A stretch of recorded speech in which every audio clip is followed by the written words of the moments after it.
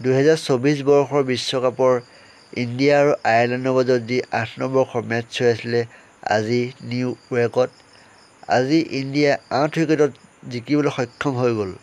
আয়াৰলেণ্ডে প্ৰথম টছত জিকি বেটিং কৰি 94 ৰানহে কৰিব পাৰিলে 20 অভাৰত।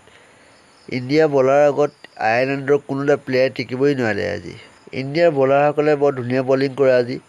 বলিং লাইন যদি চোৱা হয় ইণ্ডিয়াৰ, অৰ্শদ্বীপ সিঙে আজি 2টা উইকেট লাভ কৰিছে। সিৰাজে 1টা পালে, বুমৰাহে 2টা পালে, হাৰ্দিক পাণ্ডিয়াই 3টা পালে, অক্ষৰ পেটেলে 1টা পালে, জাদেজাই 1 অভাৰ দিলে, কোনো এটা উইকেট ল'বলৈ নোৱাৰিলে আজি জাদেজাই। আজি ইণ্ডিয়াৰ বেটিং বৰ ধুনীয়া কৰে ঋষভ পান্ত আৰু ৰোহিত শৰ্মাই বৰ ধুনীয়া ইনিংছ খেলে। ৰোহিত শৰ্মাই 50 বলায়। ইণ্ডিয়াৰ যদি বেটিং লাইনটো যদি চোৱা হয়, ৰোহিত শৰ্মাই বৰ ধুনীয়া এটা ইনিংছ খেলে, 37টা বলত 52 ৰান মাৰে। বিৰাট কোহলি আজি খেলিব নোৱাৰিলে, 1 ৰান খেলিলে। ঋষভ পান্তে আজি 26টা বলত 36 ৰান মাৰে। সূৰ্যকুমাৰ 2, শিৱম ডুবে 0।